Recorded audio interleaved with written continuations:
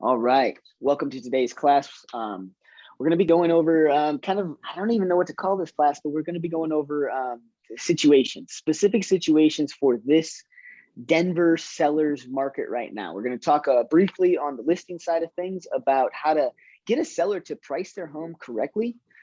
So many listing appointments I'm going into right now we're having sellers, kind of want to test the market, overinflate things. They found all these, Zillow's estimates and Redfin estimates, and the neighbor down the street sold their house for $60,000 more than what I thought my house was worth.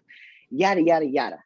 We're going to talk about how to get a seller to at least price their home correctly the first time, and if not, price it or do a price reduction when their motivation hits. Very specific around that, when their motivation hits. There's a lot of agents out there that will basically con or convince a seller to do a price reduction in the first couple of weeks. I can tell you, and I can attest to that, that push can work. I have lost listings doing that, because the simple fact of the matter is, you guys, people don't buy houses unless they need to. People don't sell houses unless they need to. There's not a whole lot of want.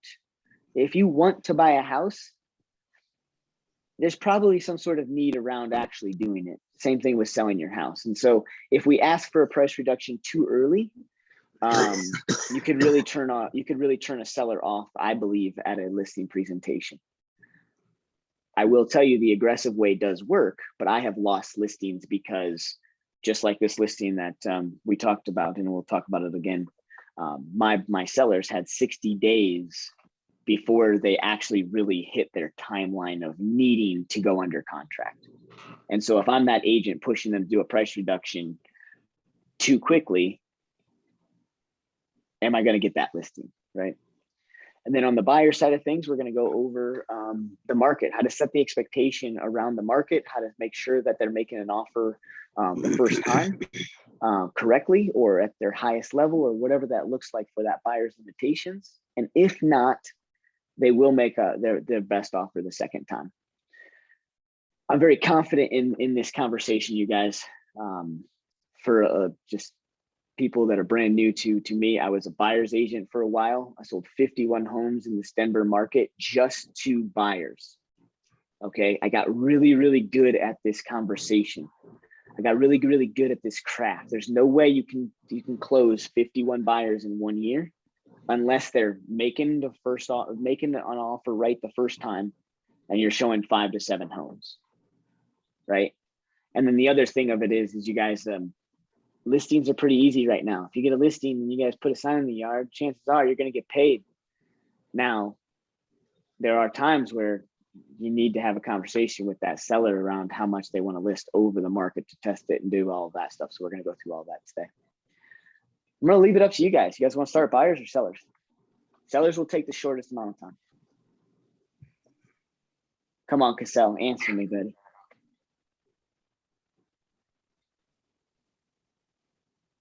That sounded like sellers. Let's go. Let's talk out sellers. Sellers. All right. So let's set this up. We have a seller. We're in the middle of our listing presentation. All right. We're going over comps. And Tyler says, are you going to be able to role play with me a little bit? Awesome. Yep. And Tyler says, hey, Bruce, you know what? I don't disagree with you. The comp range that you're coming up with is absolutely something I'd be comfortable with, but I absolutely want to test the waters. You see, my neighbor down the street, they sold their house for $20,000 more than what they listed it for, and I believe the market has done nothing but go up. Tyler is also going to be moving to Montana for just kind of a lifestyle change. He's a self-employed business owner. He can take his business wherever he wants. And but he needs to do this because he is launching that business, has everything in order, and has been paying for it. So he has a motivation and a timeline, but he still has some flexibility in it. Okay, cool. There's the scenario. So Tyler, hey man, I trust and I hear what you're saying. You're not wrong. I'm seeing things in this market that are abnormal right now, my friend. Your neighbor is not any different than some of the other neighbors. Things are going well over list price. Did you ask your neighbor how they came up with that price? No, I didn't ask them. I just saw the flyer. I was walking my dog and I picked one out of their little box and I saw the price and my mind was blown. Yeah. And you know what? I'm sure that when they listed their house with the agent that they listed it with, their conversation was very similar to what we're going to dive into right now. You see, Tyler, there's 3 ways to list a home. 3 ways. One is you underprice it. Underpricing a home, what happens is if you underprice a home, you create this buzz. You create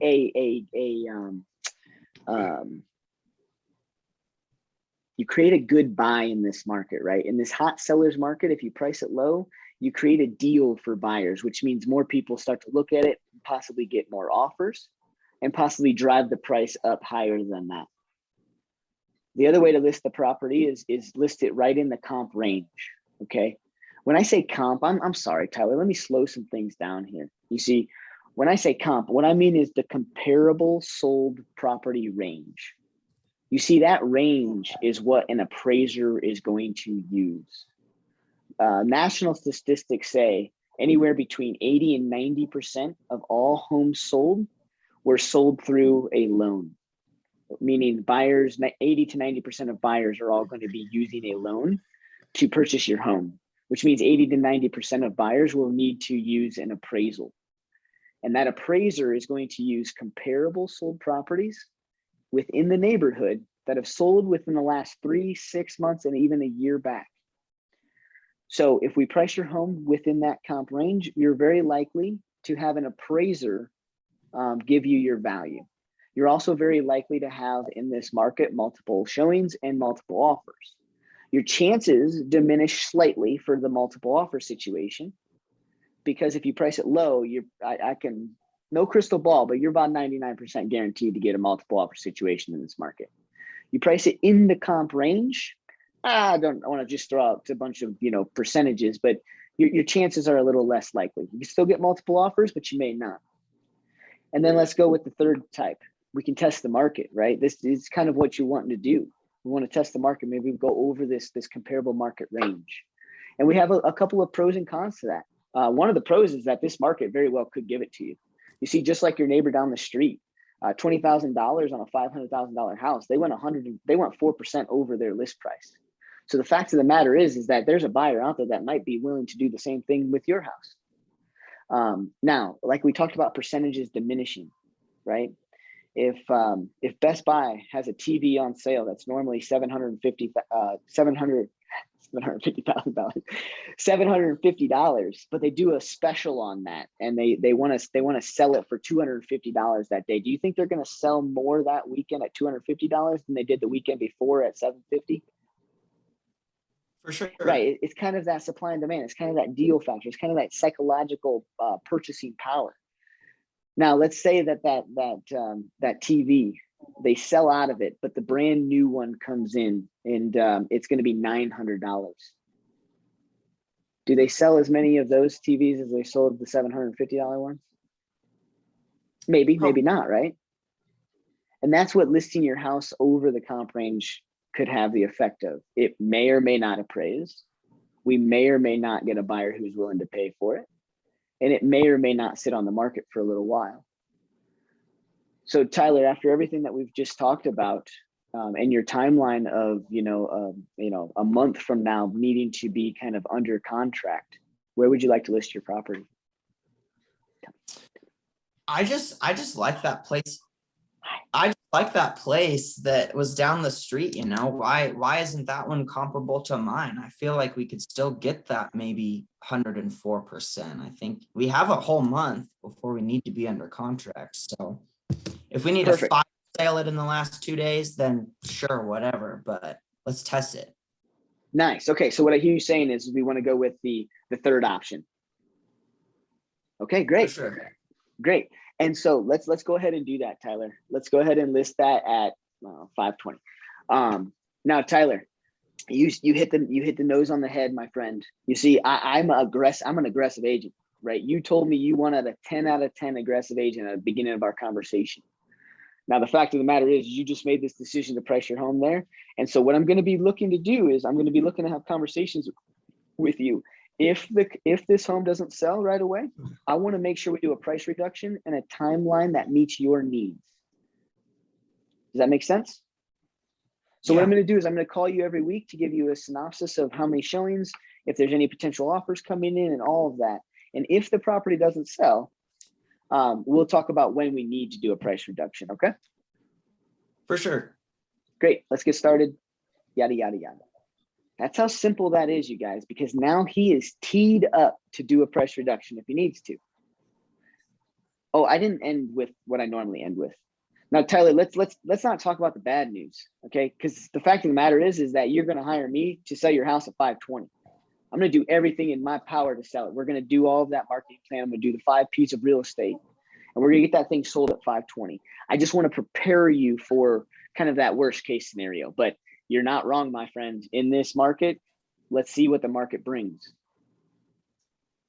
So I'd kind of go back, right? I'd hit it with, look, be prepared to do a price reduction, but then I want to get him back to excited. I don't want to end it with that, right?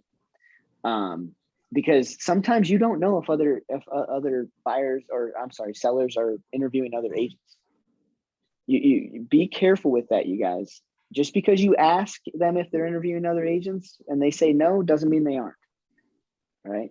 I personally will never tell somebody that I'm interviewing another person. I don't tell contractors I'm getting other bids.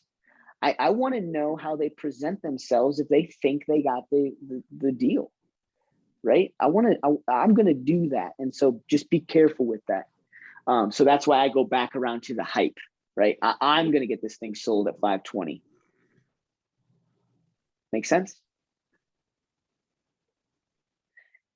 Then you guys, there's so many scripts out there. Like I went through the KW, volumes catalog with all their scripts and stuff. And there's so many scripts around there about, having a price reduction conversation with their sellers and this and that. But you guys, if you guys do that, I have never, ever once had to have a lengthy price reduction conversation. All right. I don't know if we were recording, so I'm just going to reiterate it. Right now, I had one of the lowest priced listings in all of Longmont for a single family home. When I say one of the only, it was the lowest priced listing. We went under contract twice at the price that I believe is a little over the comp value. My comp value came in at 442.5. We listed the house at 450. We went under contract twice at 450, and it fell apart due to things that needed to be done to the property, the lack of updates, and those types of things. And so I know that, the house doesn't need much to bring it to 450, but buyers are savvy. Even with the lowest priced home in all of Longmont, buyers are still not willing to overpay for a property. Most of the time when a buyer goes way over list price, I can't tell you that they're overpaying for it, you guys. They're looking at it for their timeline, their needs, their wants, right? My daughter drinks lactose-free milk. That crap is like $3 more a gallon. Am I overpaying for milk? No, it's what we need. And that's what sometimes a buyer needs too, right? But when a buyer's needs don't match an overpriced listing, it's not going to sell. So we went under contract, fell apart twice. My buyers had the time, kind of like what Tyler and I were talking about, to test the market. And then we established that around the 31st of December, we were going to do a price reduction. We hadn't settled on what that looked like, but our conversation was identical to what Tyler's was. And sure enough, my sellers texted me before Christmas and said, "Hey, Bruce, what should we do? We need this house. We're getting a little nervous. We need this house to sell." What I could tell from that text was that they kind of forgot some of our conversation. Because in our conversation, our listing agreement, we went over, hey, are you guys going to be willing, if the house isn't selling, we can do a price reduction, or we can put some more money back into the property. They don't want to put more money back into the property. And so when they sent me that text, I The only thing left to do is be a price reduction, unless they change their mind about putting more money into the property. So I simply sent them a text back and I said, that's fantastic. Do you remember when we talked about this at your guys' table?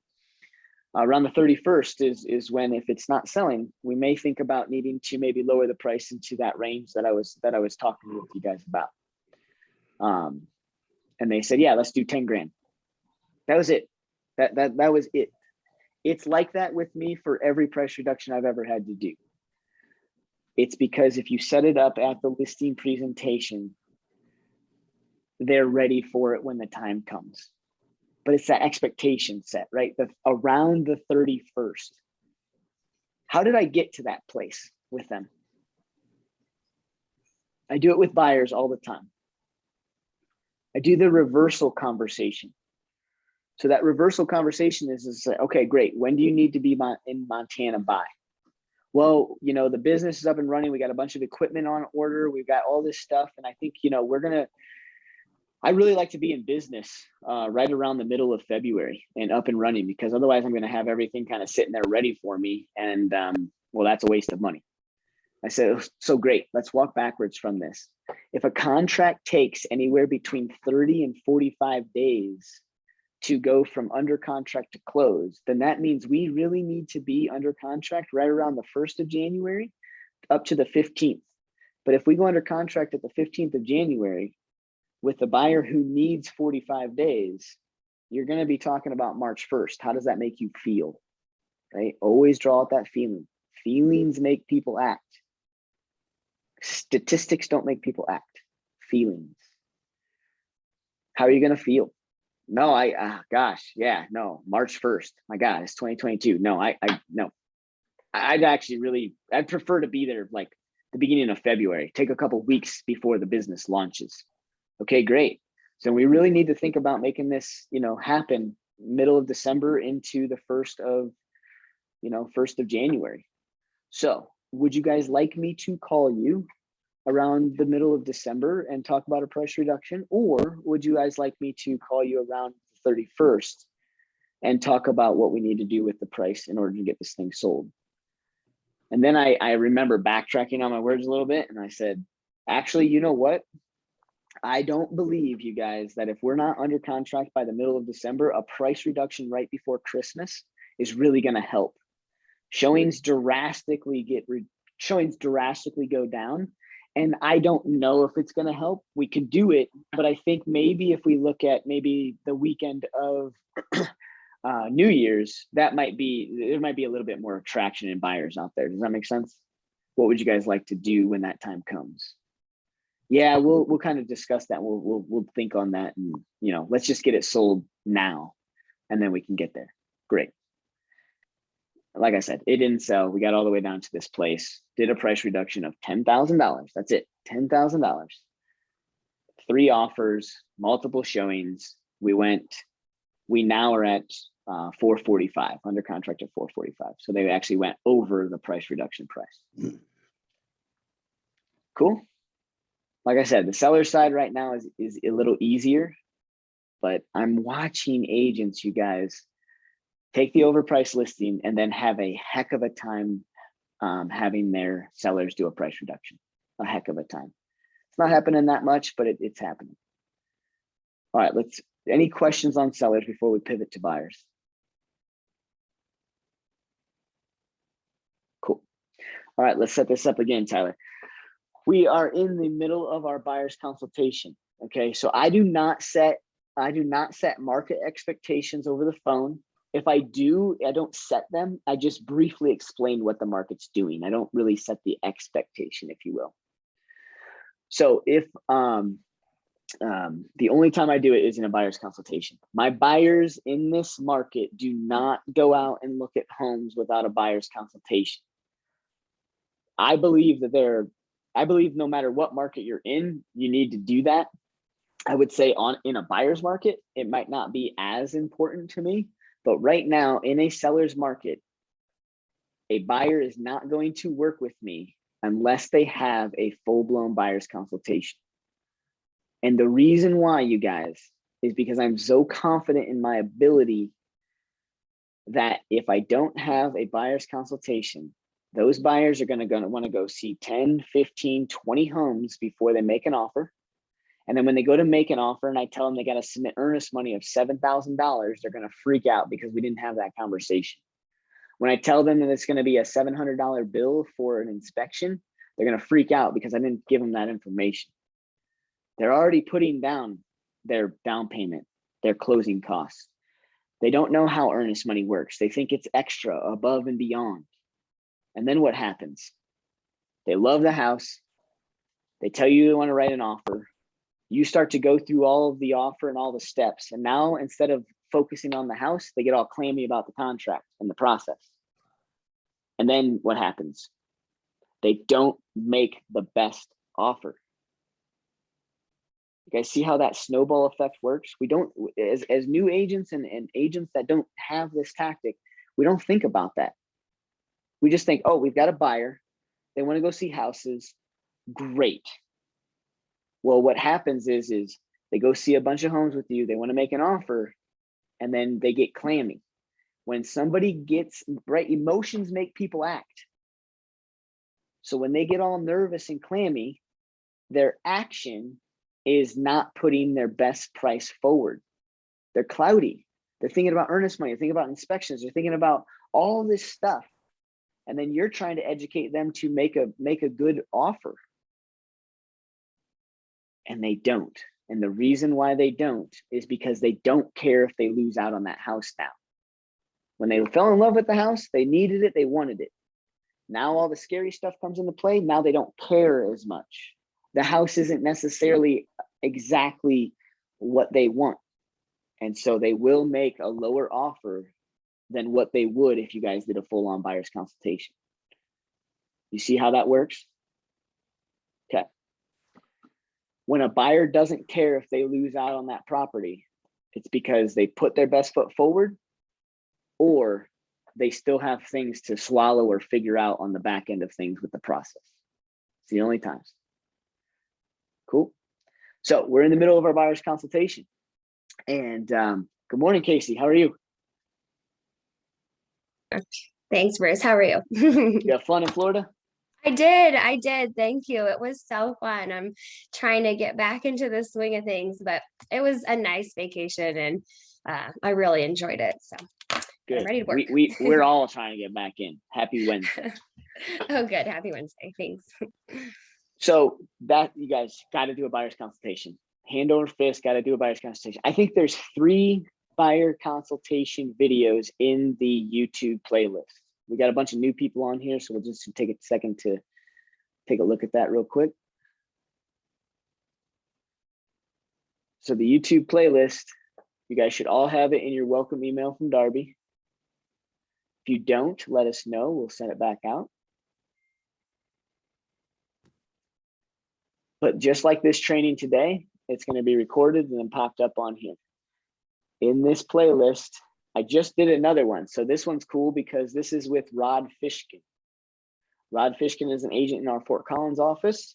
He used to be a productivity director like myself. And he now just has his business with his wife and his team. But he did a buyer's consultation with us and it's pure gold, you guys. I love my buyer's consultation and I'm not going to deviate from it. But Rod's is different from mine and he still crushes it. There's multiple ways to do this business. But you got to do a buyer's consultation. And now we've got another resource here. We've got buyer's consultation here with myself. And then there's one other one up here too somewhere. Buyer's presentation. All right, so you guys have 3 options of things to watch. And in these videos, you guys, because we need to record a buyer's consultation and get through the entirety of it, most of those videos don't talk about this expectation setting conversation in full detail, which is why I wanted to have this class today, okay? So Tyler and I were in the middle of our buyer's consultation. My buyer's consultation is 3 forms. I do my introduction, I do my buyer's criteria, and then I go over the buying process. I guess it's 4 steps because then after the buying process, I go through the market and the contracts. So we're kind of done with the criteria. We are done with like the inspection happens at this time, right? I'm going to talk to Tyler now about when we find the right home and making offers. Any questions? Cool. Am I a first-time home buyer? Like, am I nervous? I don't really care. I'm just going to, Okay. I'm going to be more talking than anything, because I'm just going to set the expectation around the market and what we need to be prepared for multiple offers. Yeah. I don't really care if you're first time home buyer, seasoned buyer, you're going to be doing the same things. So Tyler, man, I appreciate you sitting down with me, and let's have this real conversation right now. You see, buying a home should be very fun for you. And the only way I know to make this very fun in this market is to just simply explain this market. You see, I want you to go out there so confident that when you find that house for you, you pull the trigger on it right away. How cool would that be, Tyler, if you felt so confident in this buying process that when I tell you that this $500,000 house, you're going to have to offer 532. How's that sound right now? Just before we even dive in. Sounds a little weird, awful. right? Right, yeah, $32,000 over their list price. But I'm going to make you feel comfortable in doing that right here, Tyler.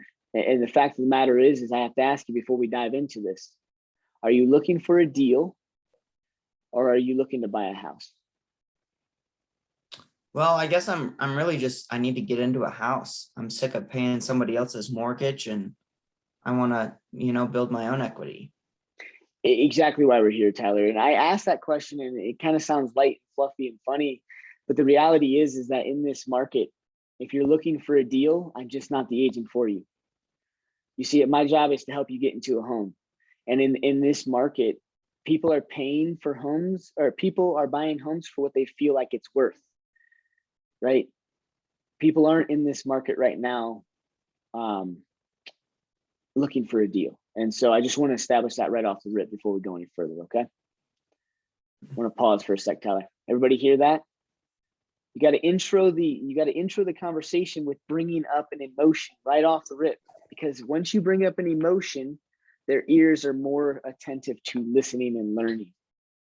The question is, are you looking for a deal or are you looking to buy a house? You're gonna get a multitude of different answers. I'm looking to buy a house. That one's easy. We're gonna move forward, right? Well, I'm looking for both. I'm looking for a house and I'm looking to not overpay. Great. That means you're also not looking for a deal, right? So you're not looking to overpay. What does overpaying mean to you, Tyler? Paying more than what the house is worth. Bingo, right? That would be overpaying for you, right? And that's why after this conversation, I want to get you to this place where when we go out and we look at these homes and I kind of guess where I think another buyer might come in, that other buyer feels like that home is worth that, you see? And if you don't, then that's perfectly acceptable to me. But we're going to have that conversation if multiple offers come, because you see, the fact of the matter is if 5 people want to make an offer on that property and 4 out of the 5 people make an offer over list price, is that price worth more than that list price? Would you be overpaying if you went over that because 4 other buyers are willing to go over list price? Would that be overpaying in your book? I guess not necessarily then. And it's just a question, because you could look at it like that, right? The seller asked for 500,000. So why do they have to be greedy and want 530? And Tyler, you might feel this inside of you. I want you to put yourself in the seller side of things for a second. If you list your house at 500,000, you have 5 offers come in, and 4 of the offers went for over list price. Are you talking to the other buyer that wanted to come in at list price or under? No. Probably not, right? And so just like your time is important, Tyler, my time is as well. You see, when we go out and we look at these homes and I find out, and I will find out, Tyler, if there's multiple offers. If there's multiple offers and we want to continually go in at list price or under, just like we just talked about, that seller's not going to, we're not going to get looked at. All right. So let's set this up. Tyler, in this market, you've heard it from multiple people. We are in a seller's market, right? But here's what I want you to understand and know. There's so many people out there saying this and that, and the market's, blah, blah, blah, blah, blah, blah, blah. It's perfectly doable, Tyler. This market is 100%. You are 100% capable in this market of buying a home. Do you know why I know that? Because everybody's talking about low inventory and there's no houses available, blah, blah, blah, blah, blah, blah, blah. Well, what if I told you, Tyler, that we sold more houses last year than we did the year before? Well, that's good news. Exactly. So that means more houses are actually hitting the market year over year than they ever have in the history of this market. The houses are out there. We're going to find them, and you're working with the right agent to find you a house. You see, 30% of all houses that are for sale aren't even on the market. What I do is I go find them, and we'll talk about that in a little bit. But the fact of the matter is, Tyler, I need you to feel comfortable going out there and looking at these homes, because we're selling more houses than we ever have before. So forget what the news says, forget what your neighbor says. Can you do that for me? Yeah. Awesome. Okay. Because I know the reality of this market. We're selling houses at an exponential rate. Now here's the con to the market right now, and here's the con to what I'm saying. We have a very high demand. Just like yourself, there's plenty of buyers out there that are buying all of these homes that are being listed. Like I said, plenty of homes are being listed, but there's a lot of buyers out there that are willing to act fast on them. All right. And you see, after this conversation today, I need you to feel comfortable going into that house, saying you like it, and being able to sign a contract within about 20 minutes. All right. If you don't feel comfortable with that, man, there's something that we're missing here, and we're going to tackle that today. I'm gonna pause for a second. How many times have I said you need to be ready to pull the trigger? It's like 3 times already, right? I haven't even really gone into how a multiple offer looks. I'm prepping him. I'm subconsciously and subliminally making sure he understands within 20 minutes he's going to make an offer if it's the right house for him. I'm going to drive that into his head this entire time. I just want you guys to pick up on that. I think sometimes we get so afraid to repeat ourselves because we feel like we're rambling. Yeah, there are times where we ramble, but there are times where repeating yourself is a direct clean your room. You need to clean your room. You're not getting dinner tonight until you clean your room. You're not allowed to be on your phone tonight until you clean your room. I'm not rambling. I'm saying what is going to happen, right?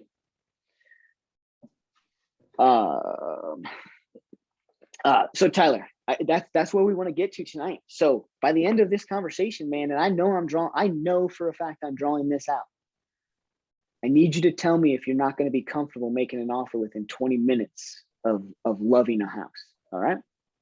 So we're in this multiple offer. We're in a multiple offer kind of environment, right? But we need to talk about the reality of some things. Some houses aren't going for over list price. Some houses aren't going for under list price. So the key is Tyler, if you fall in love with a house that's been on the market for a while, I'm not going to ask you to go over list price, because it means that there's not a multiple offer situation. And then we can prepare ourselves to come in maybe slightly under list price or right at list price. Tyler, if we find a property that has been on the market for a while that does a price reduction, I want you to understand that by doing that price reduction, it could cause a stir, and it could cause that property to actually have maybe multiple offers. So anything that's done a price reduction on, we really want to make sure we look at it, and we want to make sure we look at it for the property and what you feel it's worth versus maybe the deal that we think the seller may take. Does that make sense? Yeah. Tyler, there was a person in our office. His name is Bruce. He actually was talking to us about how he has a listing that wasn't selling, and they did a $10,000 price reduction. And within that first weekend, they had multiple offers, and it actually went back over list price. It went above the price reduction spot. So those scenarios could happen. But what we're going to focus on is kind of what we're seeing more predominantly in this market right now. You see, Tyler, the fact of the matter is we're all humans, which means if you like the house, chances are somebody else loves the house too. And when 2 or 3 or 4 or 5 or 6 or 7, upwards of 13 to 17 different people love that house, we could see that many potential people putting in offers. Now, the fact of the matter is only one buyer's buying that house. So if I tell you that there's 2 offers on the table or there's 17 offers on the table, I want you to feel the exact same way. And I know that you won't right off the rip. You see, when I tell you that there's 17 people that put an offer on a house, it's going to feel so much different. It's going to feel like there's so much more competition. There's so many other things out there, and there's so many other people, and there's so many prices, and oh my gosh, they probably went this far over the list price. See, the fact of the matter is that we're not competing against those other offers, Tyler. We're putting an offer in which you feel comfortable buying that house for. And so what I'm going to do is I'm going to walk you through, and I'm going to get you to your throw up point if we're in a multiple offer situation. I want to hit home on this, Tyler. 17 offers on one hand or 2 offers on the other hand.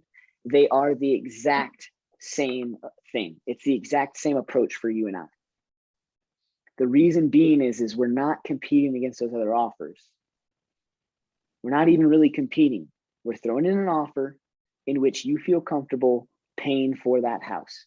And if somebody wants to pay $1 more than your price, Tyler, you need to feel comfortable, walk away, because you hit your top line. You hit your throw up point, right? Your throw up point is if you say that you want to make an offer at 520, and I say, well, what happens if somebody makes an offer at 521? You want to throw up even thinking about putting your offer in at 521. That's how I know, and you will know, that you've actually given that seller your top dollar. Because the fact of the matter is, let's go back to that scenario. If your top dollar is not as much as one of the 2 offers over here is top dollar, you're not getting that house. So it doesn't matter if there's 2 offers or 10. You see how that works? Great. I've been doing this for so long, Tyler, that I don't want you to feel that feeling. So if I tell you there's a house that has 17 offers on it, we're going to make an offer in which you feel comfortable with, and maybe not so comfortable, right? No one feels comfortable if they're about to throw up. But let's get you to that point where you're just about to, but we don't get there, okay? All right. So that's kind of how the multiple offer situations need to look, Tyler. Now let's paint the picture on how we need to formulate this offer. All right. So the first thing that I'm going to do as your representation is I'm going to go and I'm going to look at maybe the trends in the market. You see, or I'm sorry, not trends in the markets, trends in the subdivision. I'm so sorry, guys. I am so parched. I need to grab some water. I'm going to fumble over my words. Give me 20 seconds. Any questions, I should say? I can keep talking.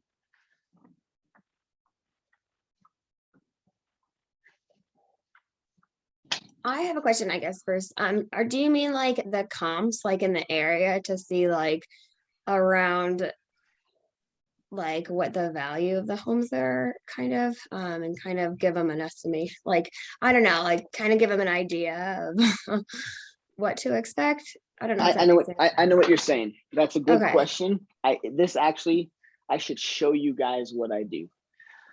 So no, I'm not necessarily looking at the comp range. Okay. I could care less about the comp range. I'm looking for what I call the list to sales price ratio. Okay.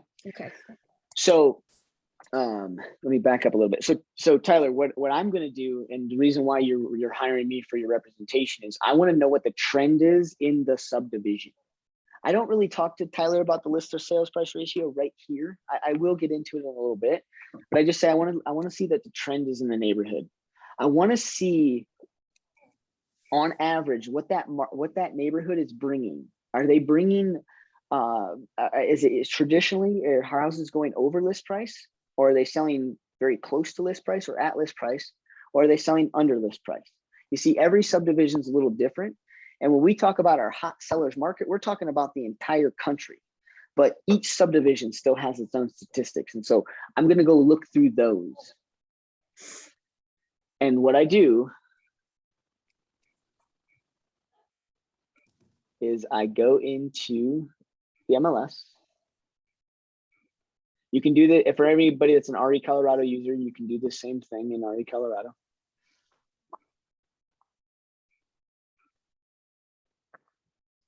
So what I would do is I would do a sold search.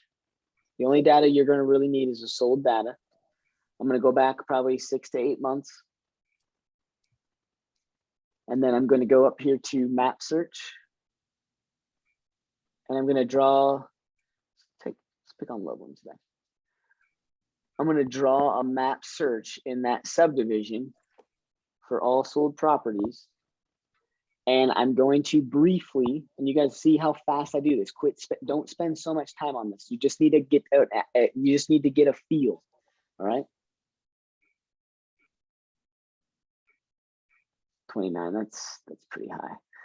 I'm looking for 10-ish properties. So if I get more than that, what I'm going to do is I'm going to up it, or not up it. I'm going to take out so much of the time and maybe go to like the 6-month area. Or 8, that'll work. You guys, it's the most relevant data. That's why I've shifted all that timeline up. All right. So it looks like we have a wild neighborhood here. We've got 310 all the way up to 835. I'm gonna guess. Nope, they're almost in the same neighborhood. I'm gonna guess that some of them back to this lake. Anyways, I'm not going to spend too much time on this, but I'm going to just get in the range of where I think we would be. So I'm going to go through some of these solds, and I'm going to look on here. List price, we got 360 to 380, $20,000. Anybody know the percentage of that? I want you guys to get good at doing this in your head. 350,000, a percentage of that is $3,500. So for $20,000 over list price. 3 divided by 3,500, roughly. 3,500 plus 3,500, 7,500. 7,500 plus 7,500 is about 15. So we're already at, guys, it's about 5%. It's all good. You'll get there, but you'll start to want to do this kind of stuff in your head quickly. Right, 350,000, $3,500 is 1%. 3,500 plus 3,500, 7,500 plus 3,500 plus 3,500 plus 3,500. There you go. There's 5%, around $20,000, right? So right here, 105% of list to sales price. Next, 395 to 415, another 20,000. This is about 4% because we're not looking at 350, we're looking at 400, right? So now we got 105% and 104%. This one listed only $5,000 over, right? So about 1%. About 1%.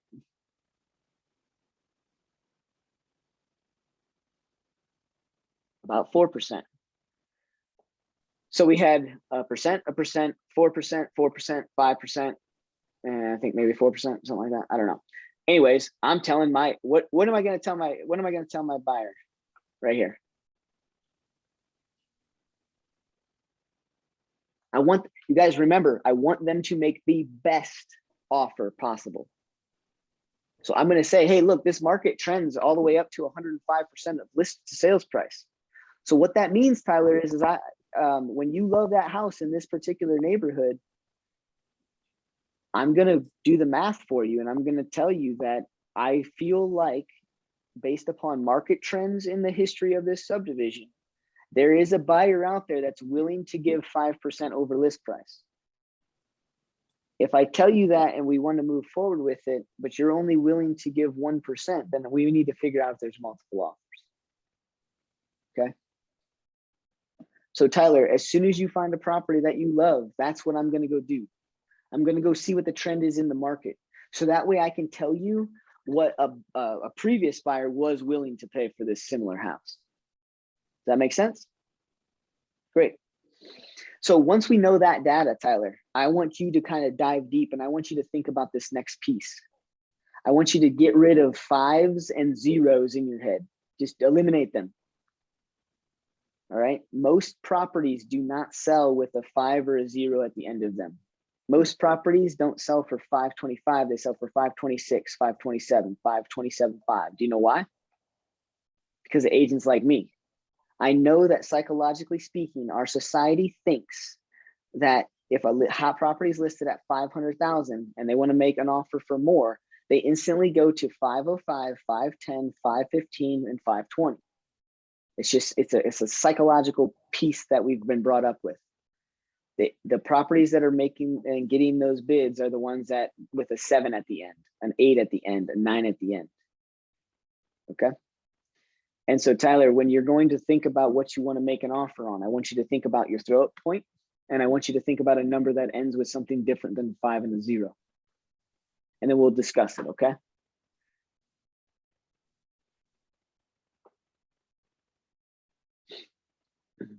I want to hit home on that too. I should just let the screen open. Sold for 553. It's not always spot on, you guys, but if you guys tell your buyers that, you're much more likely. 539. There's one for 5. There's a 5. 181.5. That seems like a Bruce offer right there. 181.5. But you guys see that? 2 out of the 5 were at a 5 and a 0. I will tell you that if you do this. What's up?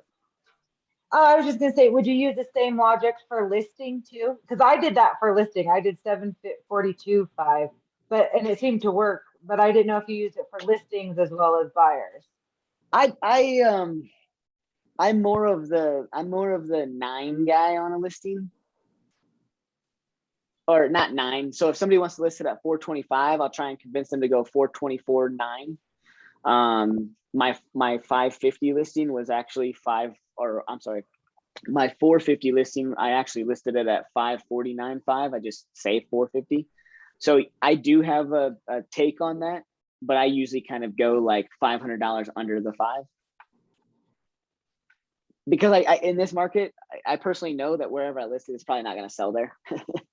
I'm either going to get multiple offers or somebody's going to come in and lowball me. So good question. Good question. So Tyler, does that make sense? Yeah. Great. Constantly want to keep asking them questions through the expectation setting piece, right? You want to, a lot of this stuff, you guys, I'm making statements. I'm telling them what is happening, but you see, questions make people's ears perk up. So even if I don't have a question around the subject, constantly ask your buyers and sellers. Do you have any questions so far? You guys don't really realize this, but I do it to you guys. How many times in this class have I asked you guys if you guys had questions so far? What it does is it perks your ears up. It perks their ears up too. So Tyler, so once you love and find that home, what's going to happen is I'm going to go do that research for you. And I want you to do that soul searching for me. And then what we're going to do is we're going to go over these scenarios. Okay. And here's how I'm going to know that you're at your throw up point. Tyler, let's say you find a property, it's listed for 500,000. I tell you that, hey, I think that the comp range in the neighborhood is going to pull this thing, or the trend in this neighborhood, sorry, is going to pull this thing upwards of 523 to 537. That's a pretty decent range, right? Because that's a couple percent.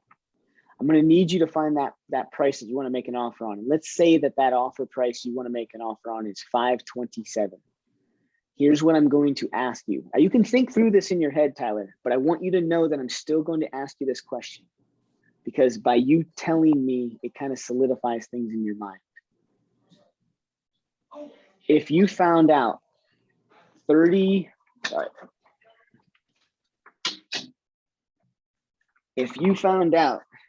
days from now that property closed at 528, how do you feel? I mean, I don't know what that would do to my, like that difference would do to my payments and what that would look like. So I think I'd need to get that information before I could really make a good decision. It's like you knew where my brain was going, Tyler. I love that. Okay. I wasn't expecting you to say that, but that's exactly where I'm going next. So like, let's say that Tyler says, well, I really, no, 527, 527, and I'm cooked. Great, Tyler, we got to our throw up point. Now, fast forward 30 days from now, it sells for 528. Do you know what your monthly payment difference would be on your mortgage? And he's No. going to say no, right? Most of them do not know. Do I sound like a robot? I can hear some things cutting out in my ears. Okay, cool. Tyler, what we need to do is we need to go and we need to talk to your lender about what kind of difference your monthly payment will be per the $1,000 or per the $5,000 or $10,000. Either one, we can get really close. You see, the fact of the matter is, Tyler, that if I told, see, $1,000 sounds like a lot of money, right? But if I told you that for every $10,000 that you spend, your payment, your monthly payment difference is about $30. So 30 divided by 10 means that your monthly payment probably only fluctuates by about maybe $3 to $5 a month for that extra $1,000. Do you think you could keep you think you could spare yourself from buying that extra beer at a restaurant once a month to make that payment? I could probably make that work. Okay. You see, that's why I'm going through this in such great detail, Tyler. You see, I watch a lot of people that think about the price of the home and the dollar amount that by every $1,000 is a lot of money, right? $1,000 in my pocket right now is a lot of money, but $3 to $5 a month may not be. And so, Tyler, when you get to your throw up point, I want to go through this exercise with you because your throw up point might be based upon the thousands of dollars for the house and not based upon your monthly budget. You see, the lender is approving you for a dollar amount based upon what they feel comfortable your monthly budget's going to be. You're buying a house to make monthly payments, meaning your monthly payments need to be comfortable. So if your monthly payments are comfortable at 528, in this scenario, and I know we haven't looked at any houses yet, in this scenario, you love that house. I want you to be thinking that 528 might be something we might be able to do. Does that make sense? Yeah. Great. I'll also just tell you guys, I don't draw it out this much. I want you guys to see all of the points that you can make in these conversations. Does that make sense? Okay. Now we're going to go into the formulating the offer. So now I've got Tyler's mind wrapped around going over list price, not zeros and fives, and what his monthly budget is, not what the price of the home is. It's so important that you guys do that. We don't go to a rental property and ask what the value of the home is. We go, how much is rent? It's very similar when we buy a home, right? I'm from the Midwest, you guys. I come from Ohio. My first property was $43,000. When I started looking at properties for $300,000, I wanted to throw up inside. But the reality is that $300,000 a month mortgage payment was less than the rent that I was paying. So it made me very comfortable to, buy that house for $300,000, right? Your buyers are no different. Their monthly budget is what is really going to make or break them. And so if you can't get a buyer to come up a couple $1,000s, we're not saying the right things, or the lender is specifically telling us they can't. And in that case, your throw up point. There's no such thing as a throw up point. You just give them your best price that the lender will bid. Does that make sense too? Cool. So you go through those things absolutely every single time. So what are they? I know it. Casey was writing them down. Number that's not Monthly fives and budget. zeros. Throw a point. Oh, sorry. Go ahead, Tyler. No, I think it was a combination, right? No fives and zeros. Okay. What's the trend in that neighborhood? Get them through the throw up point, monthly budget, all of those things, right? Mm-hmm. Now let's talk about how the offer looks, what we formulate. Okay, I'm going to get my contract page up.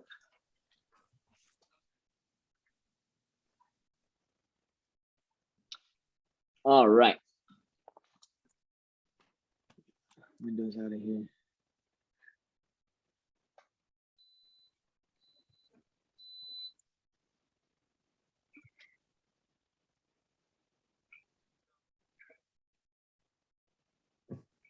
All right. So Tyler, when we go to formulate this offer, there's a couple other things that we need to talk about. All right. When people make an offer over list price, there is a high likelihood that some of those buyers are willing to commit money over top of the appraisal value. All right. Now let me walk you through this, Tyler. We have what we call an appraisal deficit clause. You see, if the property is listed at 500,000, chances are that the comparable sold properties in that neighborhood are going to appraise for around 500,000.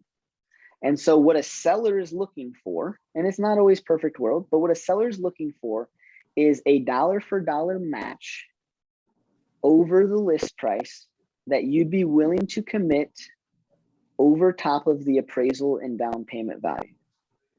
So what I mean by that is, if you make an offer at 520, I know I said don't use zeros and fives, but this is easier math. If you make an offer at 520, the perfect world scenario would be that the seller would like to see a clause that says buyer is willing to contribute up to $20,000 over any appraisal deficit, but not to exceed 520. So let me walk you through this. If you commit to that and the property appraises at 520, congratulations, you don't have to come up with an extra $20,000 over your down payment. We move forward and on. If it appraises for more than 520, the same thing applies. So what I'm getting at, Tyler, is this clause only goes into effect if the appraisal comes in lower than our contract price. So if the appraisal comes in at $510,000, what are you paying for the property, and how much of your appraisal deficit money would you be using in this scenario? I'm sorry, can you repeat the question? I can. I also want everybody on this video to understand you need to ask these questions. By explaining an appraisal deficit clause, you're going to get a lot of people that go, yeah, that makes sense. I understand it. And then when their lender says, hey, you need $60,000 for your down payment, plus $20,000 for the appraisal deficit clause you threw in there. And they go, well, wait, I don't have $80,000. You got to back out of that contract, right? You got that far. So you need to ask these questions so that way they completely and unapologetically understand this scenario. So Tyler, that's a great question. So what I'm saying is if you had an appraisal deficit clause in the contract and you're willing to commit $20,000 over the appraisal value, and the property comes in at 510 as an appraised value, what that would mean is you're going to pay 520 for the house. Your down payment amount is going to be based upon 510, and you're going to need an extra $10,000 to bring it up to that 520. So let's break this down even further, Tyler. How much money do you have for just this entire process? Tyler just told me 75,000. Tyler, what that means is you're going to use anywhere between $5,000 and $10,000 for your closing costs. So now let's take us to, that's to do the loan, right? Your lender has talked to you about this, or your will talk to you about this. That means you have $65,000 left. If you're putting 5% down on a $500,000 property, is that 50,000? Yeah, that's 50,000. No, that's 10,000. 10%. Ah, If you're putting, it's 10%, right? Oh my gosh. Either way, you're putting $50,000 down on a $500,000. That means that you have $15,000 of basically play money. Okay. And I don't call it play money. I don't use that word lightly. If we don't have to use this, I want you to use that and keep it in your pocket. But in order for you to get the house, we may need to commit some of this money. And so in our scenario, then you may or may not be willing, but you would be able to do a $520,000 offer with a $15,000 appraisal deficit clause. So the perfect world, like I said, is a dollar for dollar match.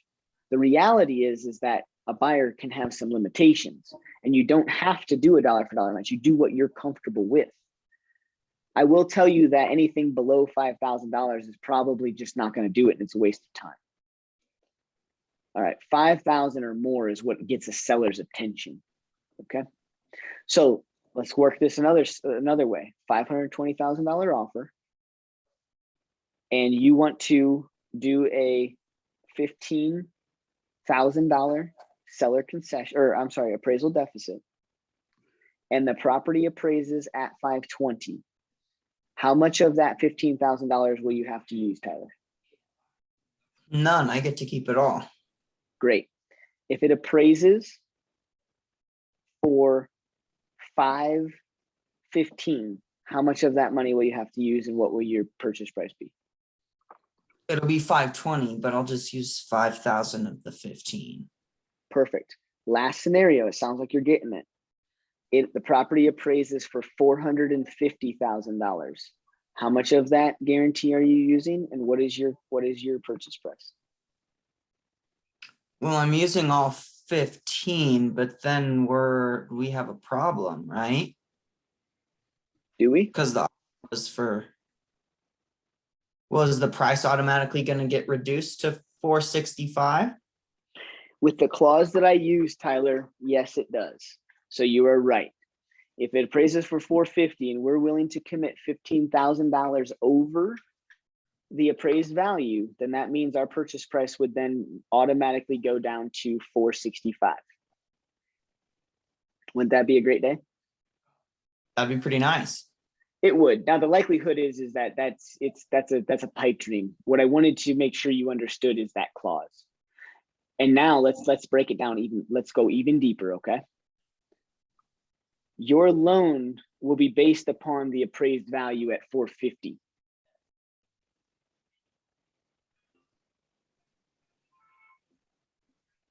So that means your down payment then at 10% would be 45,000.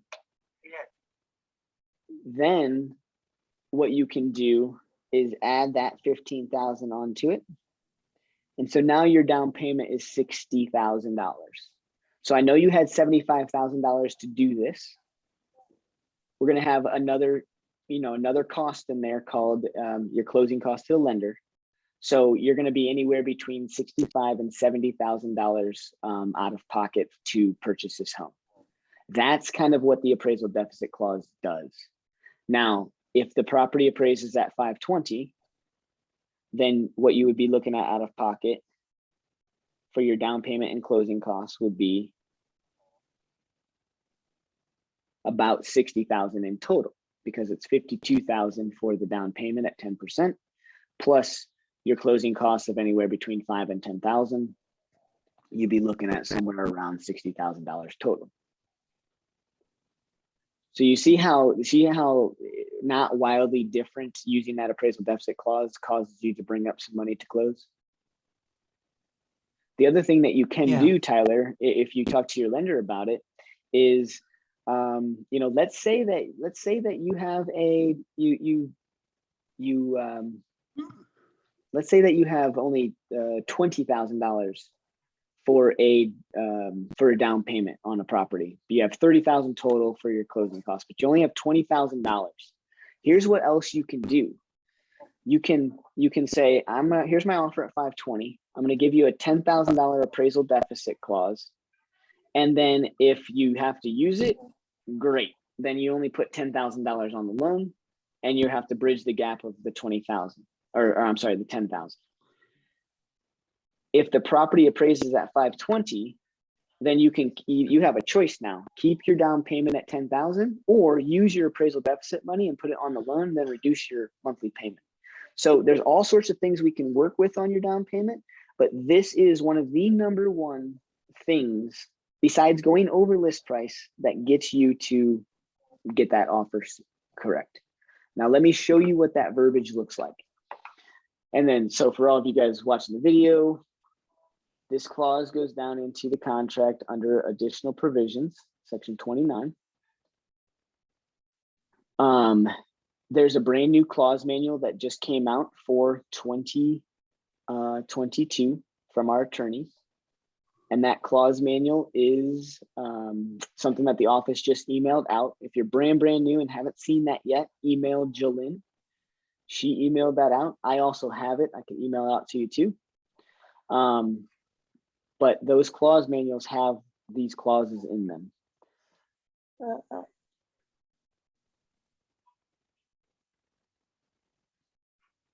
Now, there are a couple of appraisal deficit clauses that we're going to go over today.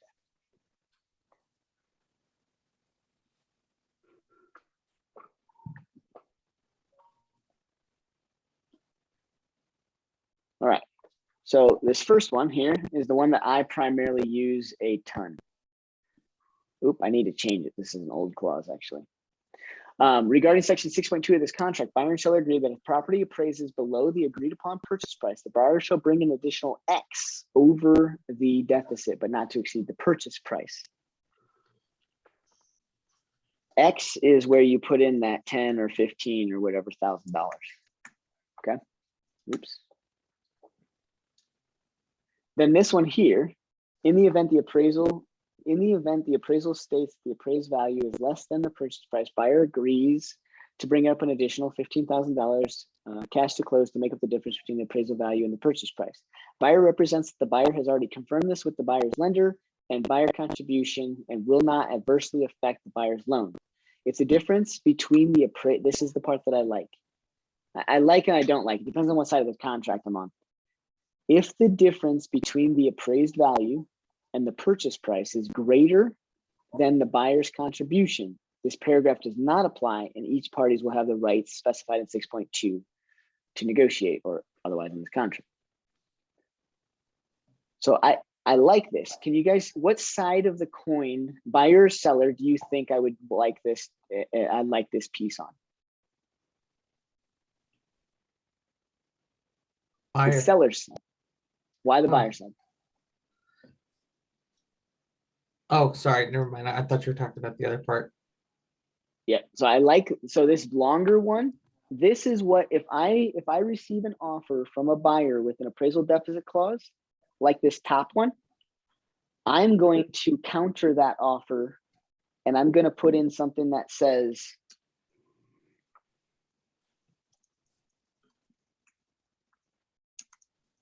buyer and seller agree that the appraisal deficit clause in the original contract is null and void, and that the following appraisal deficit clause shall supersede.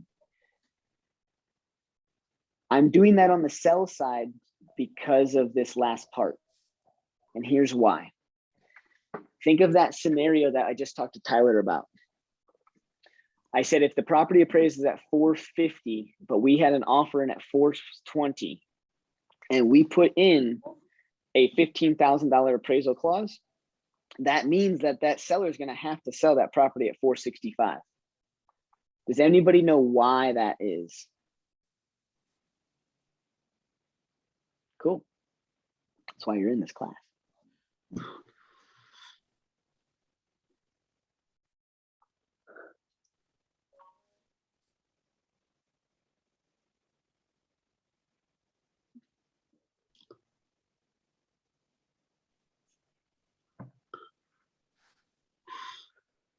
So big, I can't find it. Let me look at it no more. Ah, right here. Okay.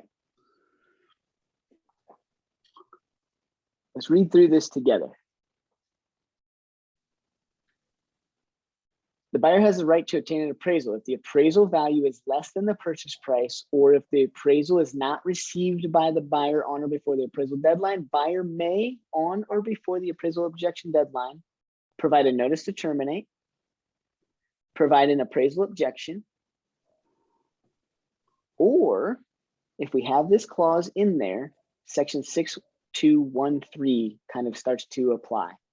If the appraisal objection is received by the seller on or before the appraisal objection, and if buyer and seller have not agreed in writing to a settlement thereof, that clause is an agreement in writing thereof. So that means that if the property, if the seller signs that offer,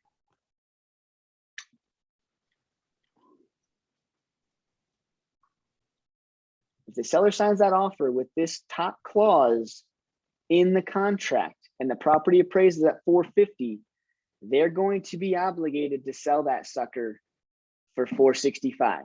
Well, within a $15,000 appraisal. Does that make sense? So if I'm on the selling side and that property appraises at 450 and I put in this clause, well, the difference between 450 and 520 is what? $70,000. That means that the difference between the appraised value and the purchase price is greater than buyer's contribution, meaning greater than the 15. This paragraph does not apply and we go back into negotiations, which means I'm not locking my seller into having to sell the property at 465. You see how that works? See why I have two of those clauses? Now, I told you that this is an older clause. The new one, I'll have to find it on there, but it has something along the lines of not to exceed purchase price. It says something along the lines of buyer and seller agree that this is a settlement in writing thereof or something like that, just to kind of reiterate what section 6213 says. Okay. Questions. This is a very tough subject. This is why a lot of new agents aren't winning offers, because they don't know how to explain this to their buyers, and they also don't know what it exactly means themselves and how to formulate it. Okay. Now, I don't care if my buyer I don't care if they want to counter me with this. I personally believe that in the world of the world and win-win and all of the cultural things that I believe in, that this clause is the most fair. Now, I also have to represent my buyer and have to do the best things for them, which is why for my buyers, I use this clause. Does that make sense? Just want to show you both. And by this clause, you mean the top one? I use this one for my buyers, yes. With my sellers, I will counter this clause with this. Gotcha. Because I don't want to lock my buyer into, you guys, I had this happen with a buyer. I think we went in at $412,000 for the property. And I think the property appraisal came back at $390,000. And my buyer had a appraisal deficit clause of $7,000.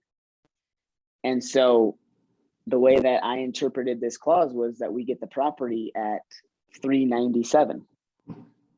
Those sellers fought with us for days on end, it felt like. And they said, no, we get to negotiate this. We didn't agree to that. Just because your buyer's willing to do that doesn't mean the seller's willing to come down that far. That's too far off of our 412 price. We have a backup offer. We're not doing this.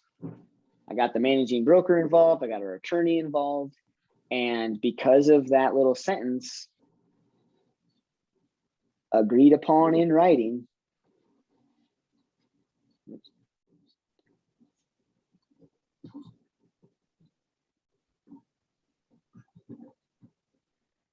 that would be interpreted as the seller agreed. The seller agreed that the buyer was going to pay $7,000 over the appraisal value, and they are the ones who signed that offer. So we closed at $397,000. I can't remember if it's $397,000, $396,000, $398,000, but same scenario. Now, lastly, Tyler, there's another thing. Now, I would call this the cherry on top. All right, you see the appraisal deficit clause and your price. Those are the two top things to help get your offer accepted. Obviously, timeline with the seller and stuff like that, but we'll cross that bridge when the seller tells us. The other thing that we could put into your offer to make it very competitive is going, I'm not sharing my screen, sorry guys. Is we could put in a clause around inspections. So Tyler, in this market, if you're a seller and you have 5 different offers on the table, and you had a buyer who had a great appraisal deficit clause, just like yours, let's say it matched yours dollar for dollar. but their offer had what we call more of like a inspection kind of contingency or as is clause in it. The seller may likely take the other offer just because it gives them a little bit more peace of mind. And I say a little bit more. Like I said, appraisal deficit, if there's one thing that you can do, let's do that. This one is kind of up to you and your comfortability, and I think kind of the state of the house.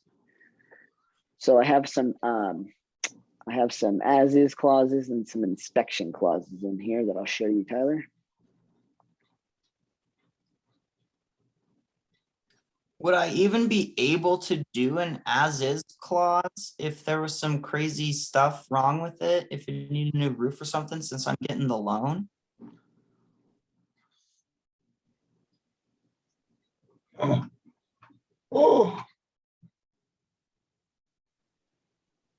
Sorry, Tyler, I was reading. Say it again.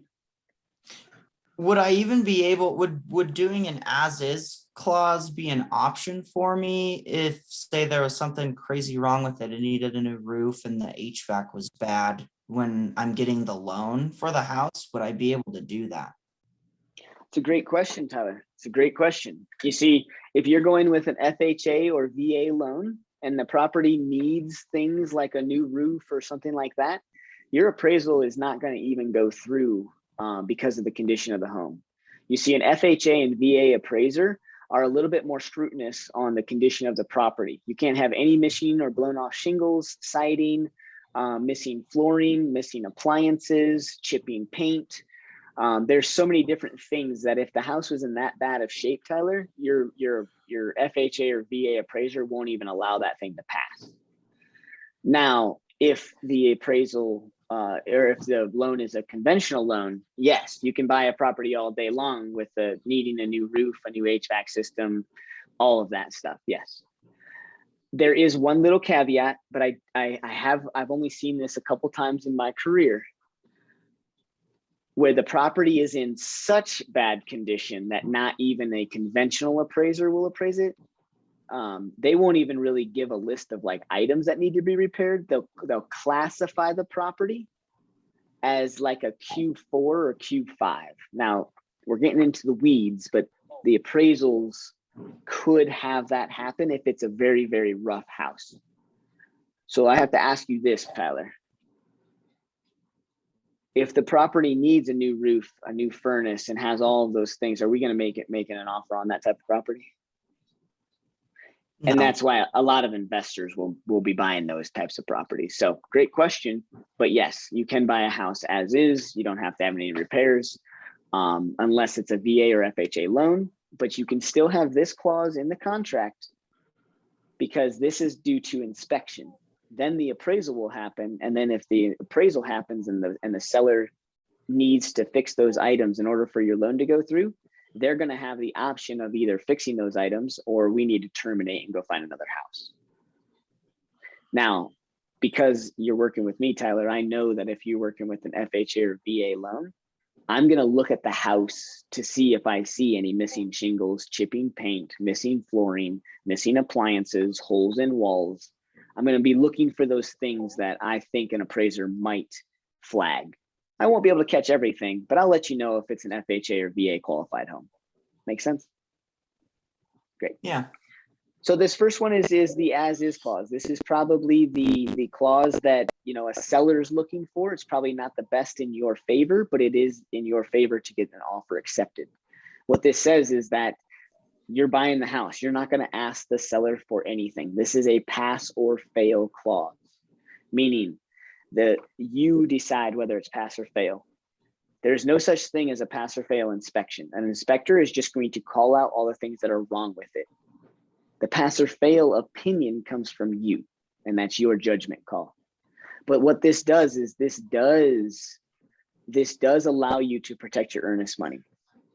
This provision does not limit the buyer's right under Section 10. Section 10 is all about inspections. Section 10 of the contract, nor claims or misrepresentations contained in the seller's property disclosure, nor claims or disclosure, concealment, adverse materials, You still protect your earnest money. If there's something too wrong with the property, you can back out and get your earnest money back. So what I'm getting at, Tyler, is there's really not a whole lot of harm in putting these types of clauses in, but we can also keep them out. But this is kind of your cherry on top to make sure your offer is even more competitive. There's a few others, and I would go through them and yada, yada, yada. In this market, you guys, the top one is one I'm primarily using right now. Okay.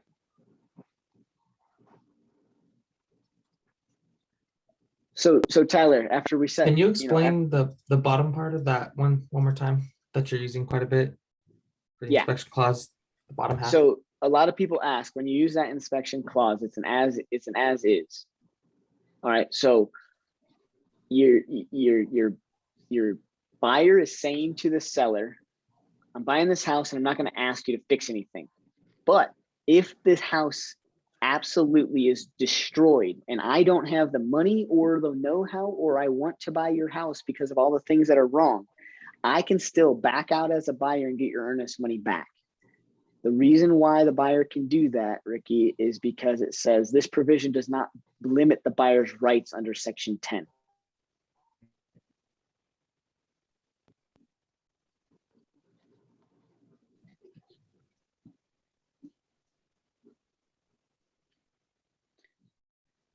For the sake of time, it's somewhere in here. Lease, not due diligence. Here we go. Somewhere in here, inspection, termination, and objection and resolution. It states in there that if the buyer's rights, if this doesn't change the buyer's rights in Section 10, that means a buyer can terminate on or before the inspection termination deadline. Does that answer your question, Ricky? Yes. Okay, cool. So if you're using, Bruce, if you're using that clause, then in your dates and deadlines, do you waive the inspection objection deadline and put NA in that one? So yes, that's what my business does. There's not really a right or wrong. You can actually have an inspection. You can have an inspection objection, termination, and resolution all in the contract. But my business, yeah, you're right. I don't do an objection or resolution. I just do a termination deadline. So that way I still keep my right to get my earnest money. Now, I will tell you that on the sell side, when you see this clause, here's why I'm going to tell Tyler, this is not the end all be all clause. Because the buyer's rights are still enforceable in Section 10, there is nothing that says that the buyer can't submit an inspection objection. It's a BS clause, you guys. I can't stand that clause. I really can't. I wish that it would say something along the lines of buyer has absolute zero, no rights, nada, nothing. You cannot do it. They cannot submit an inspection objection to the seller. I wish that it would say that. Because on my listings, I get this clause all the time. And then bam, they do their inspection and I get this phone call or this email or this text message. And here's about what it says every time. Bruce, my buyers just had the inspection done. We just got the inspection report back. And there are a few things that, we just didn't see on our showing. And we know we have an, as is clause in there, but the buyers are really nervous about a few things. Do your sellers think that they'd be willing to start to work with us on a few things? Because I think that if they're not, my buyers might back out of the contract. And whether I say yes or no, I'm getting an inspection objection. That was just an agent doing, a courtesy to me, letting me know, hey, we're going to be submitting an inspection objection. Now, because you guys know this, on the buyer side, you represent the buyer in their complete and utter best interest. You told them that if they put this clause in, they really shouldn't object to anything. You cannot tell them they can't object to anything because it says it in the clause that their rights are still enforced in Section 10, which means their rights are that they can put in an inspection objection. I don't know about you guys, but I have a big problem with this clause. I hate it. Here's what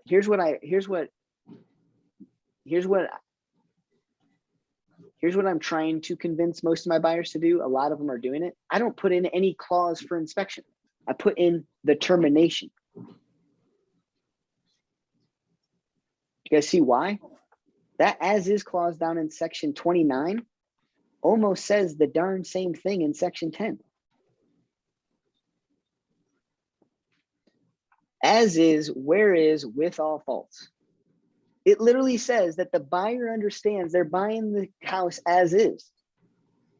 But in section 10, they have a right to object. With this clause, this does not limit their buyer's rights under section 10, as is, with all faults. It's almost like this clause was drafted by an attorney so he could reiterate and restate the same BS that's in section 10. So for you guys out there making offers, it's perfectly fine to put in a termination deadline only and not a special clause. Cool. When you guys go So through like this, not putting in like an as is clause, just putting in a termination. yeah, it's the same thing, Ricky. The as is clause just makes people feel better. I'm telling you right now on your listings, if you get something with just a termination, pretend that that clause is in there because it's already in there. It's in every offer. We just copy and we just put it in again. You can put it in if it makes your buyer feel comfortable, if it makes the seller, sometimes it just makes the seller feel more comfortable. I mean, you guys know on the other side of things, when you're working with an agent who doesn't realize what I just told you, there's so many agents out there that don't realize that clause is actually already in the contract. Right? So sometimes you'll get a seller that says, hey, would your buyer be willing to put in an as is clause? Yeah, we would. No problem. You see what I mean? And then you go back to your buyer and say, hey, they want us to put this wordy clause in here. I'm perfectly fine with it, and here's why. And then you go into section 10 and you show them, hey, look, the clause they want us to put in there is already in there. This agent doesn't really know what they're doing. Let's just put it in. I promise you're protected. And then my buyers will put it in. Okay, so that's the multiple offer situation. So we got Tyler from making a great offer, understanding price. We got Tyler through the special clauses. So you see, Tyler, you are so prepared to go out there and pull the trigger on a property now because you know how to compete in this market. Now, I know that all of this made you feel a little clammy, yada, yada, yada. Have some empathy or some sympathy around, what you just told them, because that really burst the buyer's bubble. And then we go out and see some houses. So when I'm out looking at houses with Tyler, we're not going to go into this too long. I got to get off here. When I go out to see houses with Tyler, I'm going to say, hey, Tyler, look, here's the reason why we're only going to see 5 to 7 homes before you make an offer. One, you already feel comfortable making an offer because we just went through all those scenarios. 2, you're only buying one house, Tyler. So when I say you're only going to go out and see 5 to 7 homes, you're only going to show 5 to 7 homes. You're going to see hundreds of homes on the internet. And so what I'm going to ask you to do, Tyler, is I'm going to ask you that if the first couple of houses we see and they're not the right ones for you, I'm going to ask you exactly why you didn't make an offer on those houses. And you have to promise me that because you didn't make an offer on those houses, we're not going to go see any other houses that have those same things. For instance, if you tell me that the kitchen in this one house was too small, and I see the other houses that you want to go see, and I look up the dimensions on the MLS for the kitchen dimensions and they're the same size, I'm going to ask you if it's a waste of time to go see that house.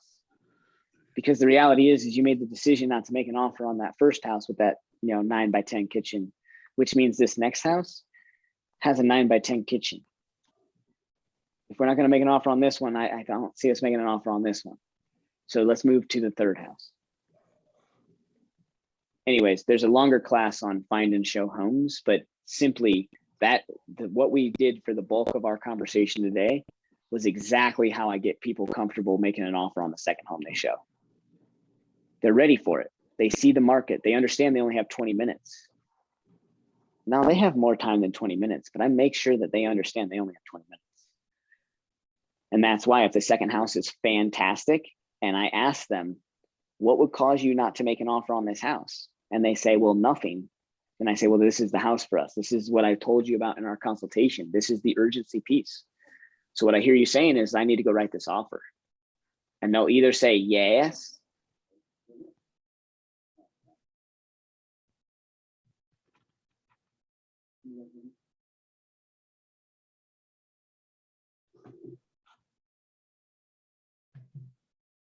Oops. Forgot to start it back up. But anyways, any questions? Watch Find and Show Homes videos. That's the major point of how and why I get people to make an offer comfortably within their first 5 to 7 hours. Questions? Cool. I got to run. I will pop this up on the YouTube page as soon as it downloads. See you guys. Thanks, Bruce. Thanks, Bruce. Thanks, Bruce.